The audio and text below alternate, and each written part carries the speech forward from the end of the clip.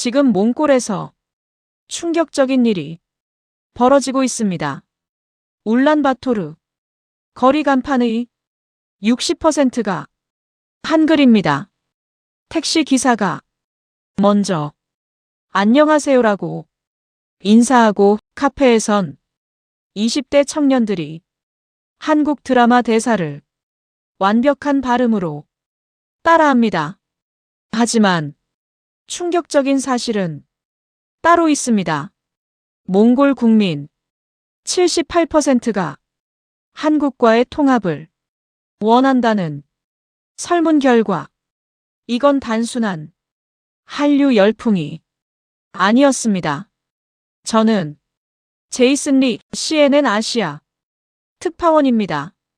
12년간 분쟁 지역만 취재해왔습니다. 시리아, 아프가니스탄, 우크라이나 전쟁과 갈등, 그게 제 전문이었죠. 그런데 2023년 10월 본사에서 이상한 지시가 내려왔습니다. 몽골로 가서 그 통계를 확인하라고요. 솔직히 믿지 않았습니다. 78%? 말도 안 되는 숫자였으니까요. 하지만 울란바토르 공항에 발을 디딘 그 순간부터 모든 게 달라졌습니다. 입국장 안내판 절반이 한글이었습니다. 세관 직원이 물었습니다. 한국분이세요? 영어가 아닌 한국어로요. 저는 미국 교포라고 답했습니다. 그랬더니 그가 웃으며 말하더군요. 아, 그래도 한국 사람이네요. 환영합니다. 택시를 탔습니다. 기사가 먼저 안녕하세요라고 인사했습니다. 유창한 발음이었습니다. 시내로 들어가는 길, 저는 손에 든 카메라를 놓을 수가 없었습니다. 거리, 모든 곳에 한글이 모였으니까요. 카페 간판, 식당 메뉴판, 약국 안내문, 심지어 버스 정류장, 광고판에도 한글이 병기되어 있었습니다. 한 카페 앞을 지나는데 창문 너머로 젊은이들이 모였습니다.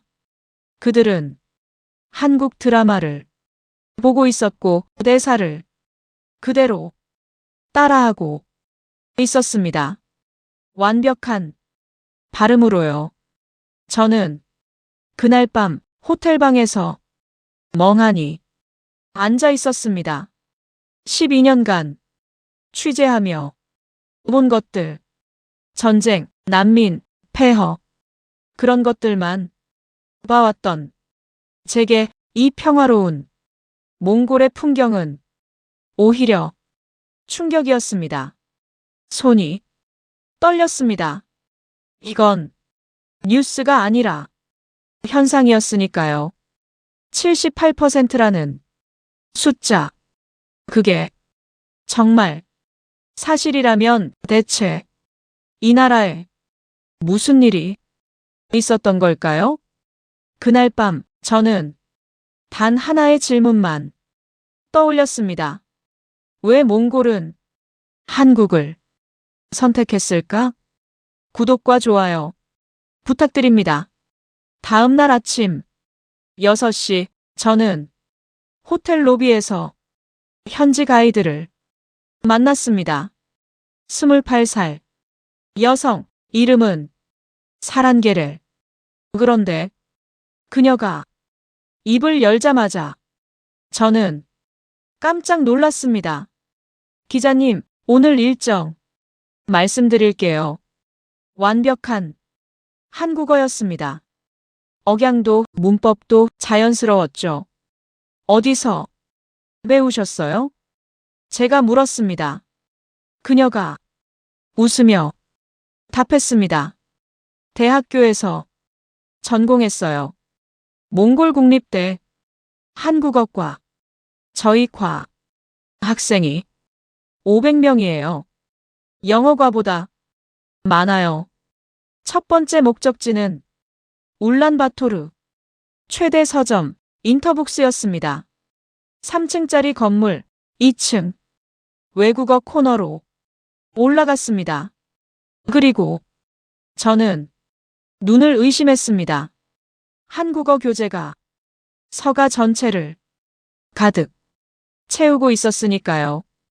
영어 교재 코너보다 3배는 많았습니다. 서점 직원에게 물었습니다. 언제부터 이렇게 많아졌나요? 직원은 23쯤 되어 보이는 여성이었습니다. 이름표에 에르덴이라고 적혀 있었습니다. 2010년부터요. 그녀가 한국어로 답했습니다. 그때 K드라마 대장금이 방영됐거든요. 시청률이 67%였어요.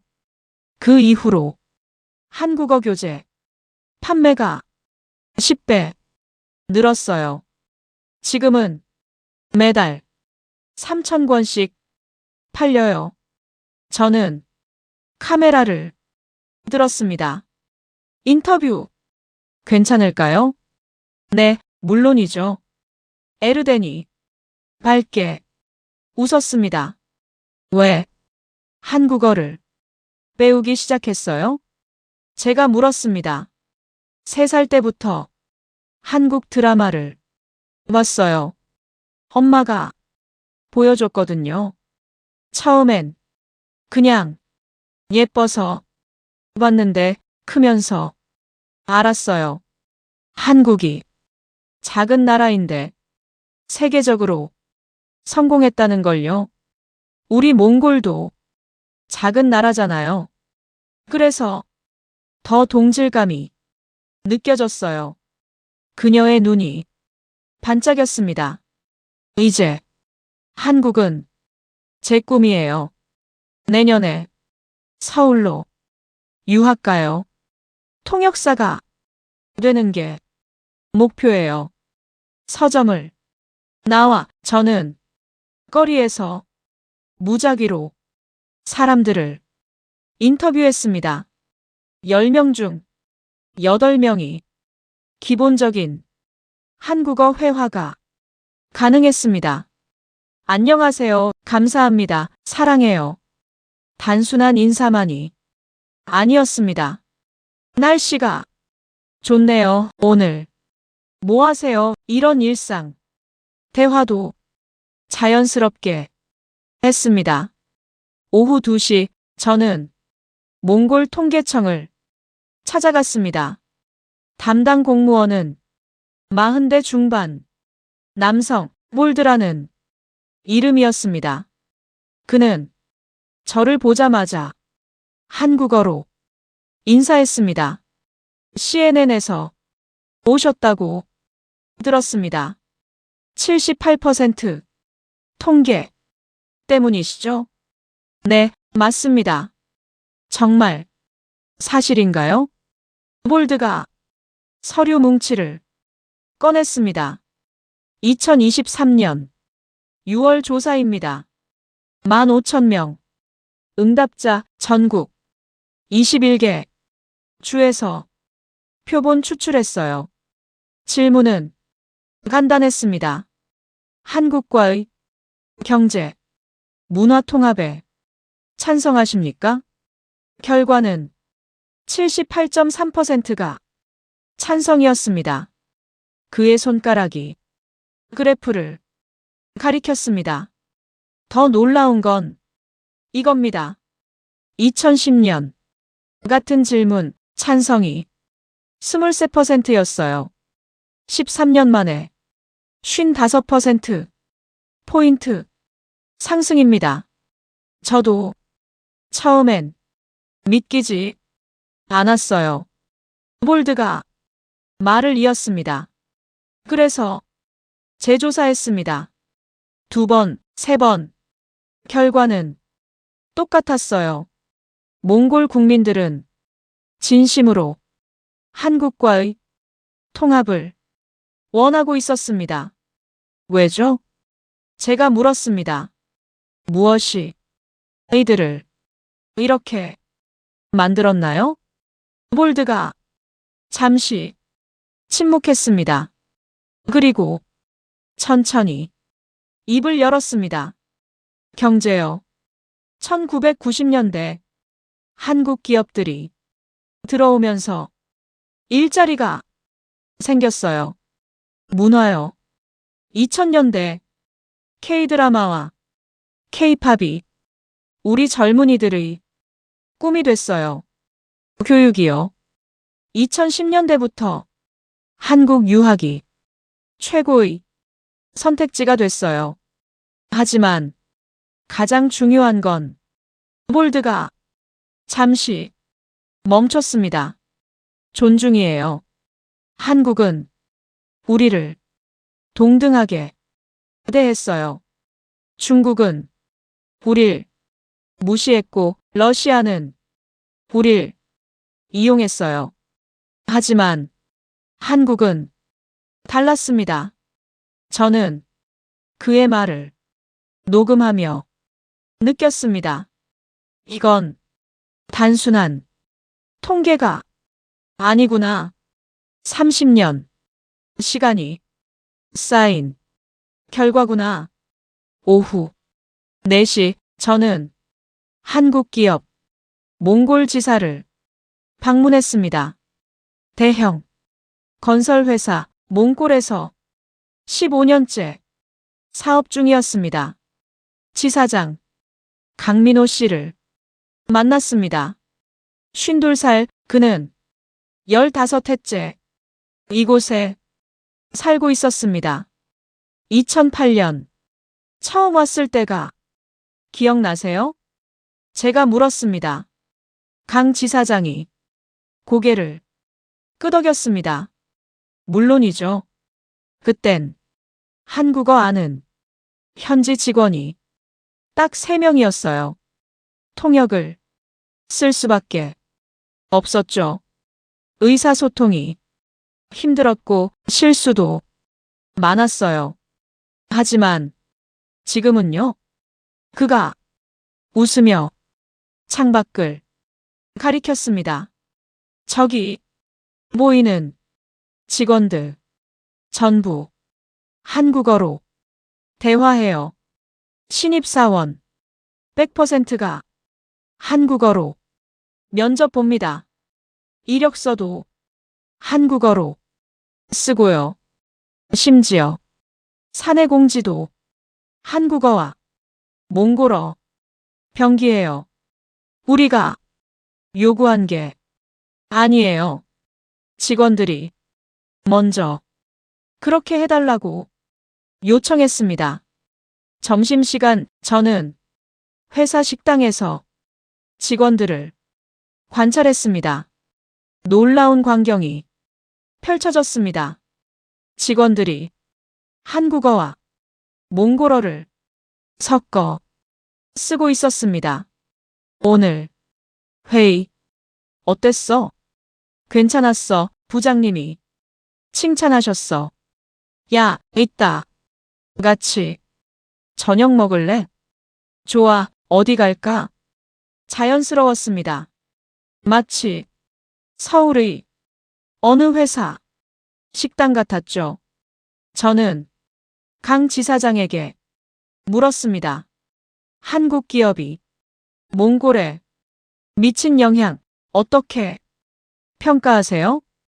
그가 잠시 생각하더니 답했습니다. 숫자로 말씀드릴게요. 2005년부터 2020년까지 15년간 한국 기업이 고용한 몽골인이 8만 7천 명입니다. 몽골 전체 인구가 320만 명이니 2.6%예요.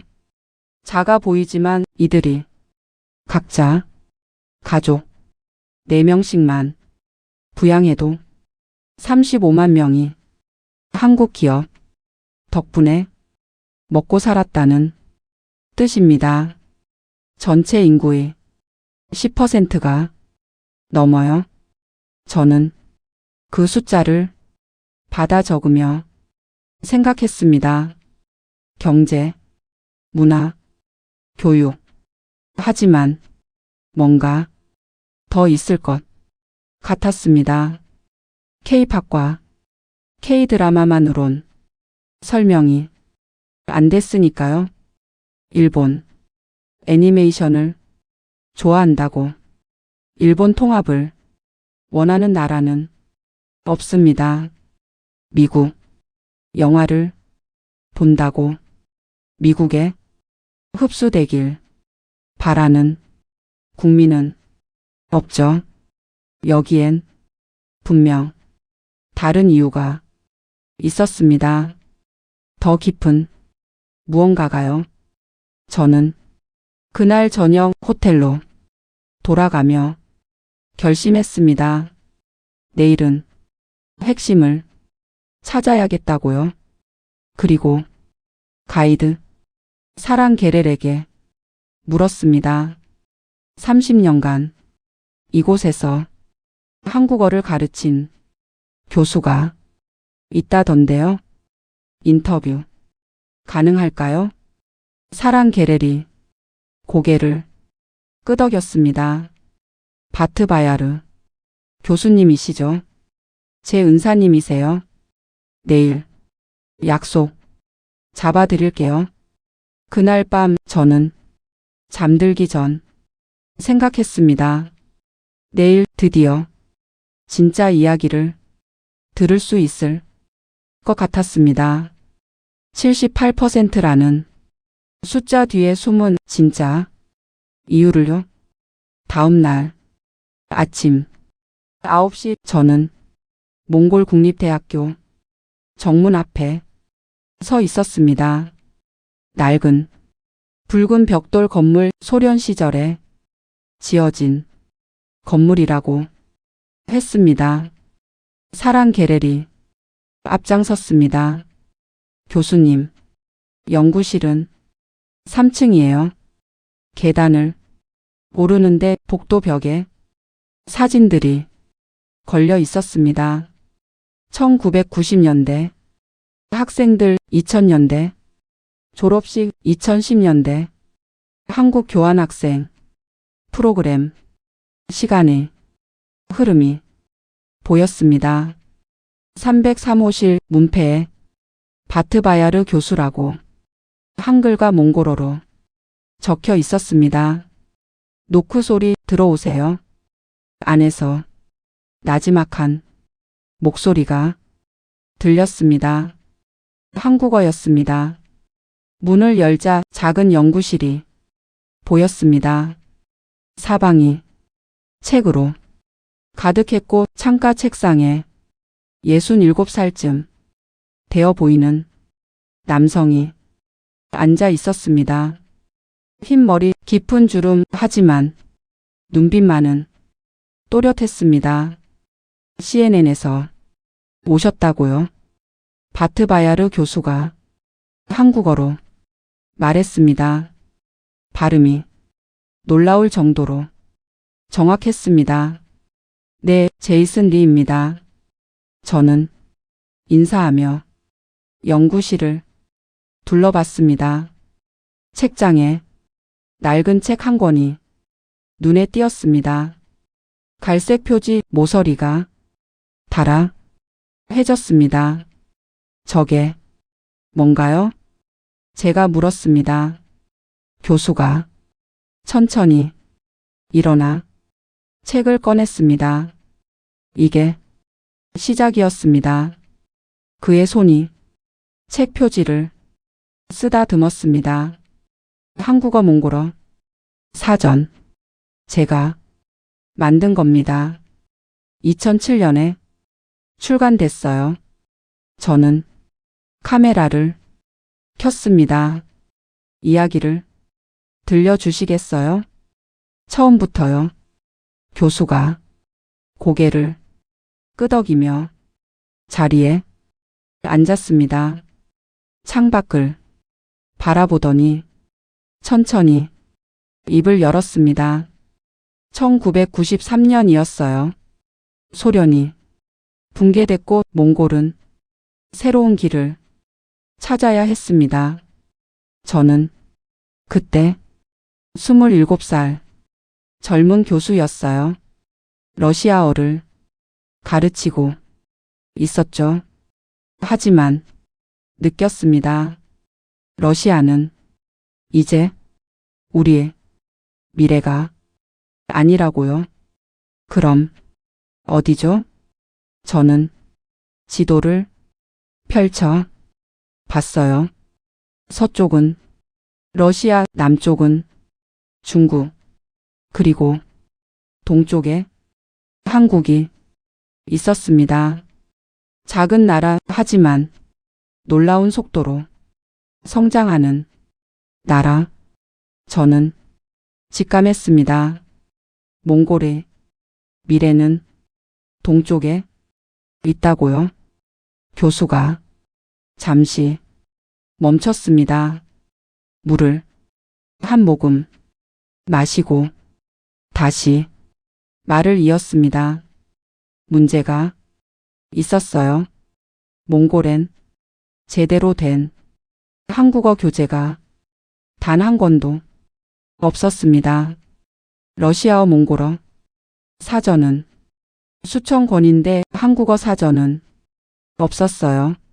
학생들이 한국어를 배우고 싶어 했지만 방법이 없었죠. 그래서 결심했습니다. 직접 만들겠다고요. 언제부터 시작하셨어요? 제가 물었습니다. 1995년 3월 교수의 목소리가 낮아졌습니다. 그날을 아직도 기억해요. 아내에게 말했죠. 여보, 나 사전 만들 거야. 아내가 웃으며 물었어요. 얼마나 걸릴 것 같아? 저는 답했습니다. 1년이면 될 거야. 교수가 쓸쓸히 웃었습니다. 결국 12년이 걸렸어요. 12년. 저는 그 숫자를 되뇌었습니다. 네, 12년입니다. 1995년부터 2007년까지 매일 밤 11시까지 이 연구실에 남았어요. 한국 신문을 스크랩하고 단어를 수집하고 예문을 만들었습니다. 처음엔 목표가 10,000개 단어였어요. 하지만 만들다 보니 부족했어요. 15,000개, 20,000개, 결국 23,000개 단어를 담았습니다. 가족은요? 제가 조심스럽게 물었습니다. 교수의 눈빛이 흔들렸습니다. 가족과 저녁을 먹은 날이 1년에 열흘 정도였어요. 명절이랑 생일 때만요. 딸이 초등학교 입학할 때도 못 갔어요. 사전 작업 때문에 아내가 울었습니다. 당신은 사전과 결혼했어요라고 말하더군요.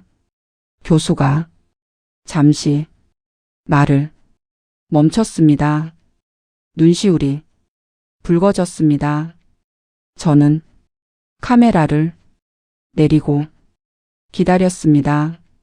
한참 후 교수가 다시 입을 열었습니다.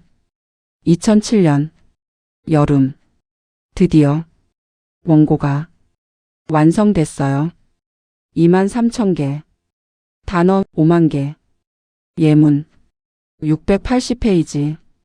저는 출판사에 원고를 보냈습니다. 첫 번째, 출판사 거절. 두 번째도 거절. 다섯 번째, 열 번째 모두 같은 이유였어요. 수요가 없습니다. 한국어 배우는 사람이 너무 적어요. 책이 안 팔릴 겁니다. 저는 12곳에 보냈습니다. 모두 거절했어요. 그럼 어떻게? 제가 물었습니다. 13번째 출판사 교수가 말했습니다. 작은 출판사였어요. 사장이 조건을 내걸었습니다. 교수님이 청권을 사전 구매하시면 찍어드리겠습니다. 청권. 당시 제 월급이 30만 투구릭이었어요. 한국 돈으로 15만 원 정도. 책 한 권이 2만 투구릭, 1000권이면 2천만 투구릭. 5년치 월급이었습니다. 저는 고민했어요. 이틀 밤을 새우며 생각했죠. 그리고 결정했습니다. 교수가 책을 꼭 쥐었습니다. 집을 담보로 대출을 받았어요. 아내는 반대했지만 저는 확신했습니다. 이 사전이 필요하다고요. 몽골 젊은이들에게 꼭 필요하다고요.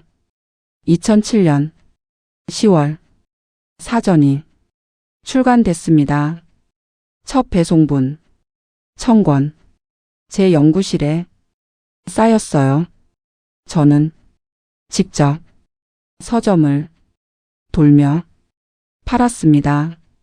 학생들에게도 알렸고 라디오 방송에도 나갔어요. 그리고 교수의 목소리가 떨렸습니다. 석 달 만에 3000권이 팔렸습니다. 사람들이 서점 앞에 줄을 섰어요. 한밤중에도요. 출판사 사장이 전화했습니다. 교수님, 재판 찍어야겠어요.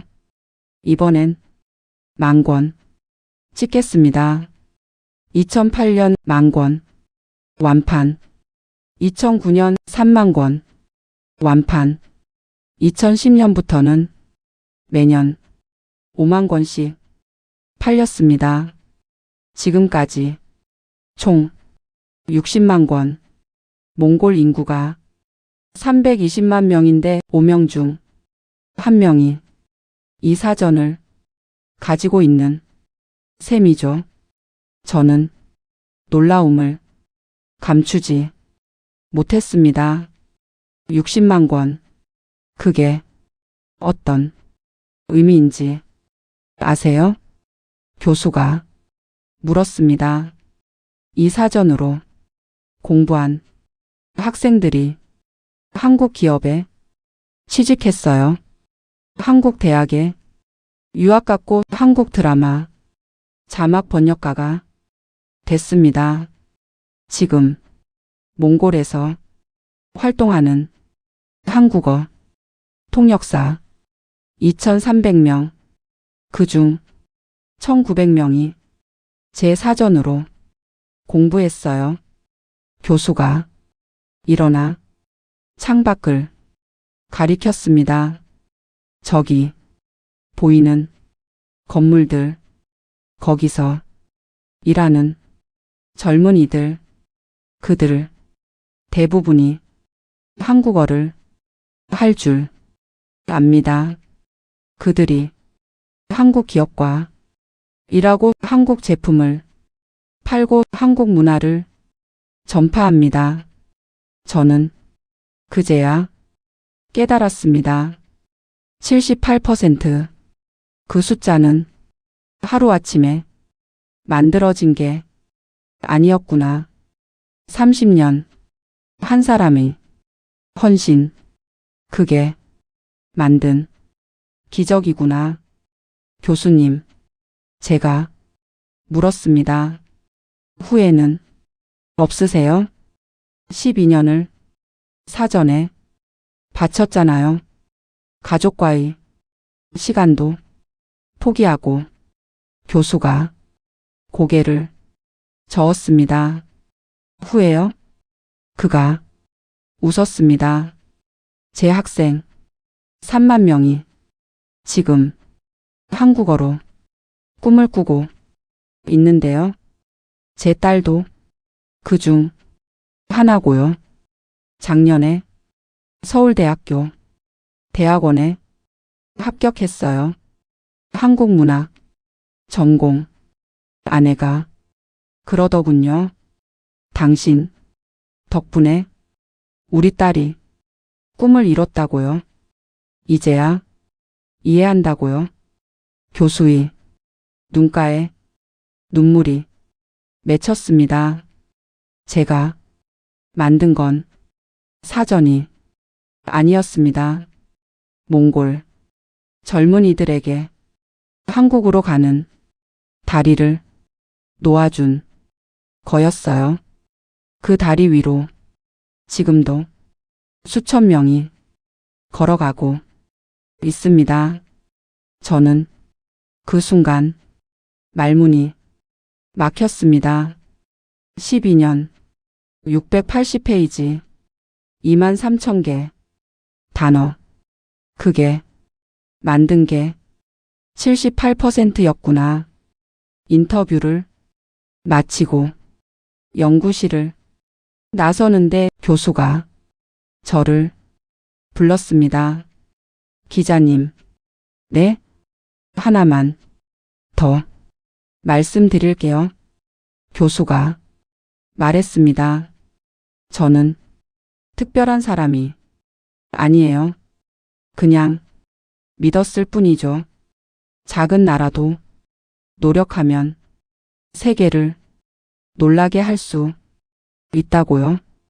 한국이 그걸 증명했고 몽골도 그 길을 따라가고 있습니다. 저는 그날 진짜 이유를 알았습니다. 78%는 통계가 아니라 30년 헌신의 결과였다는 것을. 하지만 이야기는 여기서 끝이 아니었습니다. 교수를 만난 다음 날 저는 서점 직원 에르덴을 다시 찾아갔습니다. 23, 한국 유학을 준비하는 그녀에게 물었습니다. 왜 한국이에요? 미국이나 유럽은요? 에르덴이 잠시 생각하더니 입을 열었습니다. 우리 엄마 이야기를 해드릴게요. 1995년 엄마는 25살이었어요. 러시아 공장에서 일했대요. 울란바토르 외곽 소련 시절 만든 낡은 섬유 공장. 월급이 석 달씩 밀렸대요. 겨울엔 난방도 안 됐고요. 엄마가 말했어요. 그때 자신이 사람이 아니라 부품 같았대요. 그런데 1998년 한국 기업이 공장을 인수했어요. 첫날부터 달랐대요. 월급을 제때 줬고 난방을 고쳤고 식당을 새로 만들었어요. 가장 놀란 건 에르덴의 목소리가 떨렸습니다. 공장 간판을 몽골어로 달았대요. 러시아 회사는 러시아어만 썼는데 한국 회사는 몽골어를 먼저 쓰고 한글을 병기했대요. 엄마는 그때 처음 느꼈대요. 존중이란 걸요. 저는 노트에 적으며 물었습니다. 그게 한국을 선택한 이유인가요? 에르덴이 고개를 끄덕였습니다. 엄마뿐이 아니에요.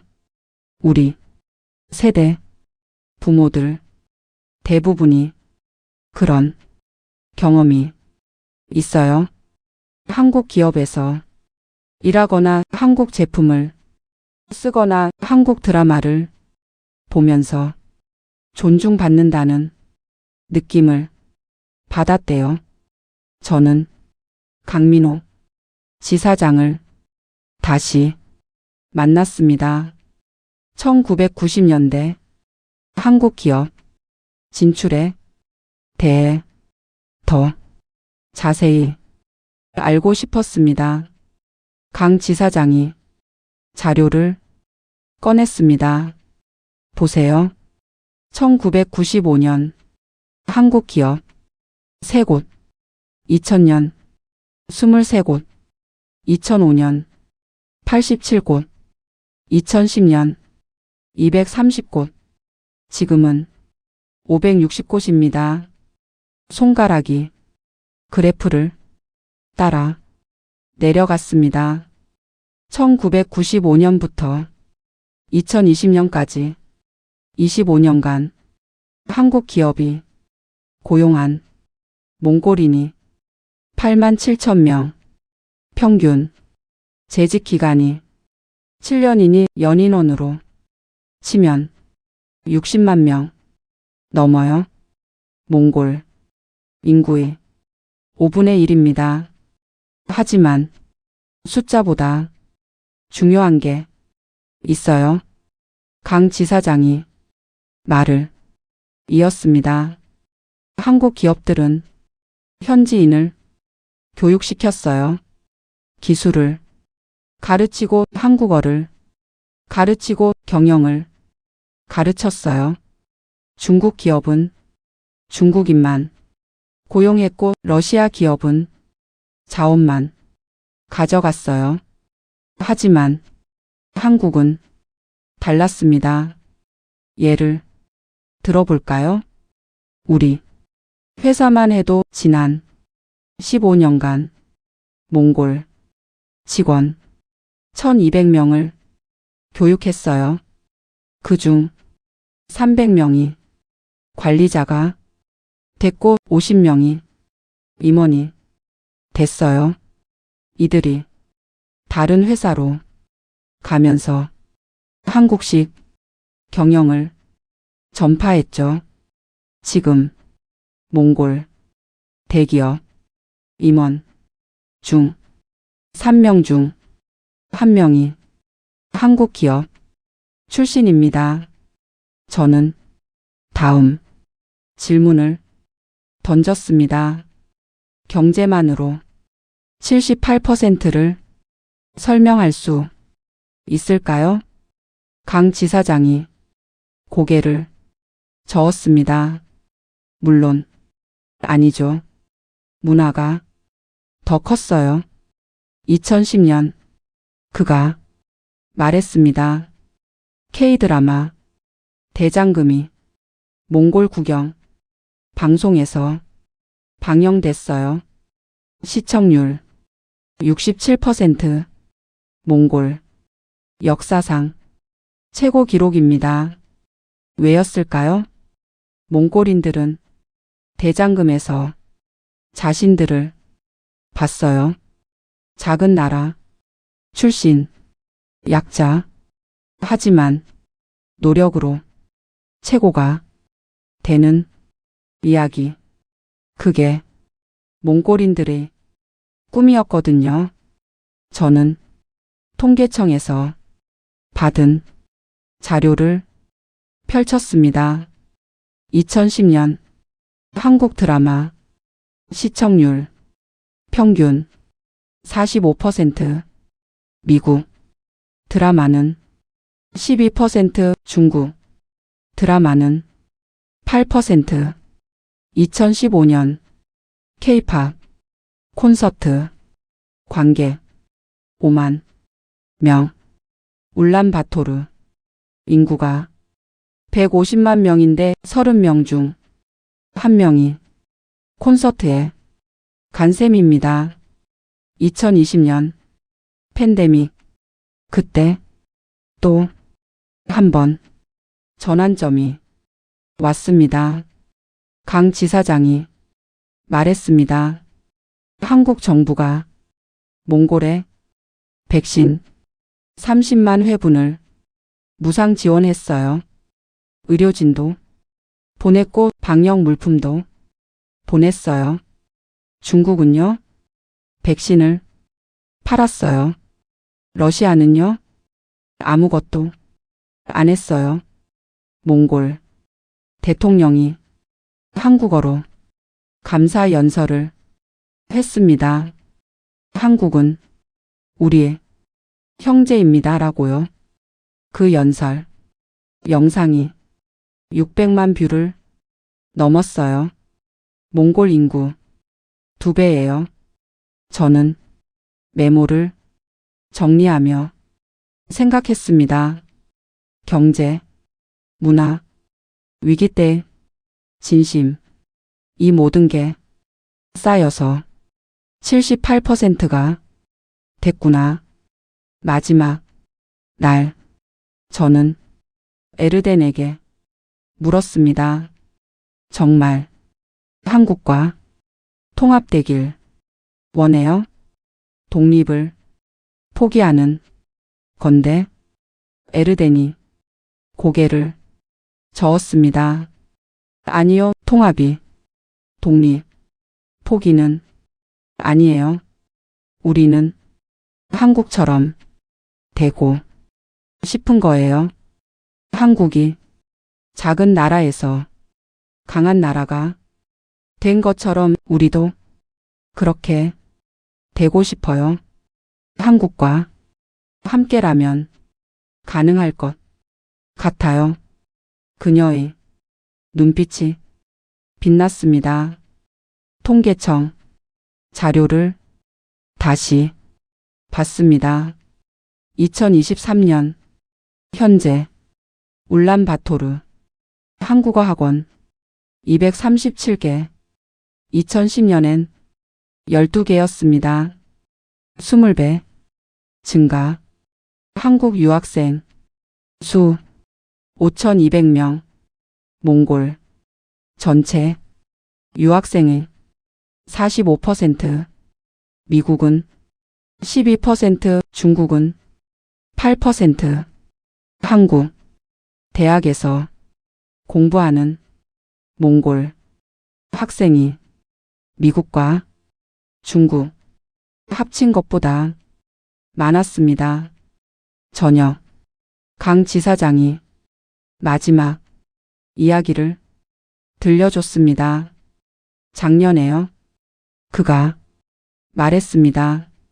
몽골 직원 하나가 한국 본사 발령을 거절했어요.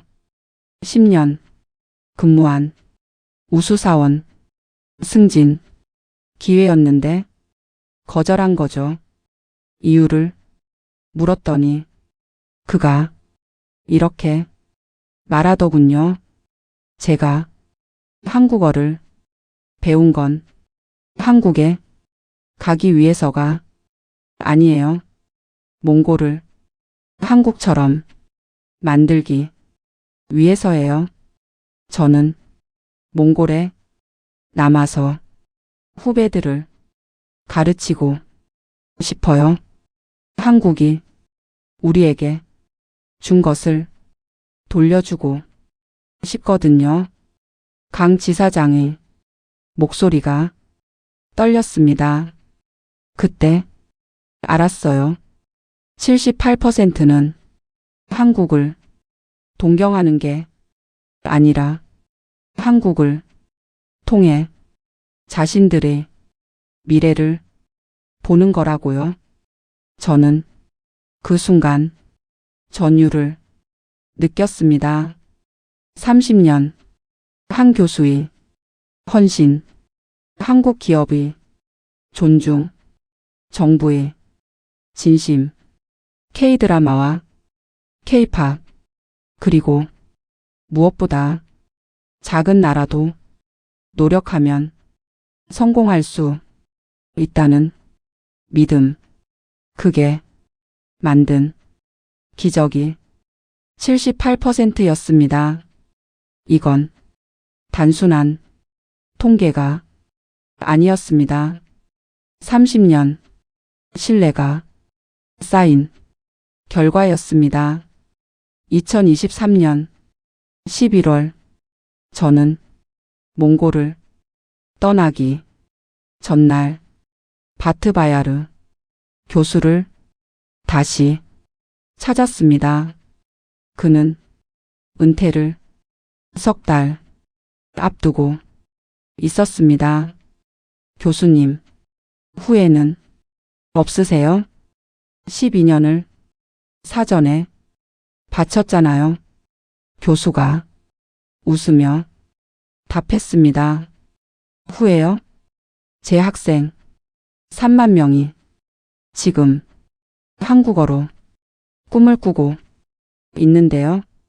그가 책장에서 낡은 사진 한 장을 꺼냈습니다. 1995년 첫 한국어 수업 학생이 5명이었어요. 사진 속 젊은 청년들이 보였습니다. 이 5명이 지금은 각자 1000명씩 가르치고 있어요. 그게 기하급수죠. 제가 하나 심으면 10,000개가 자라나는 거예요. 공항으로 가는 택시 기사가 물었습니다. 한국 분이세요? 아니요, 미국 교포예요. 아, 그래도 한국 사람이네요. 기사가 웃었습니다. 우리 딸이 내년에 서울대 가요. 꿈이 통역사래요. 한국어 전공하고 있어요. 제 꿈은요. 기사가 말을 이었습니다. 딸이 졸업하면 한국 여행 가는 거예요. 딸한테 한국 구경 시켜주고 싶어요. 그의 목소리엔 자부심이 가득했습니다. 비행기 창밖으로 울란바토르가 멀어졌습니다. 78%. 이 숫자는 K-팝의 힘도 K-드라마의 마법도 아니었습니다. 한 교수의 12년 헌신, 한국 기업의 25년 존중, 정부의 진심 어린 지원, 그리고 무엇보다 작은 나라가 노력으로 세계를 놀라게 한다는 믿음, 그게 만든 기적이었습니다. 몽골은 한국을 동경하는 게 아니었습니다. 한국을 통해 자신들의 미래를 보고 있었습니다. 그리고 그 미래는 이미 시작되고 있었습니다. 서울행 비행기 안 저는 노트에 마지막 문장을 적었습니다. 진짜 국력은 군사력이나 경제력이 아니라 다른 나라 국민들이 당신을 꿈꾸게 만드는 힘이다. 한국은 그 힘을 가지고 있었다. 그리고 몽골은 그 증거였다. 이 이야기가 공감되셨다면 댓글로 여러분의 이야기를 들려주세요. 더 많은 감동 스토리를 함께 해주세요. 여러분의 관심이 더 좋은 콘텐츠를 만드는 힘이 됩니다. 다음 이야기로 또 찾아뵙겠습니다. 또 다른 이야기를 올리기 위해 구독 버튼과 손가락 모양, 좋아요 버튼 눌러주세요.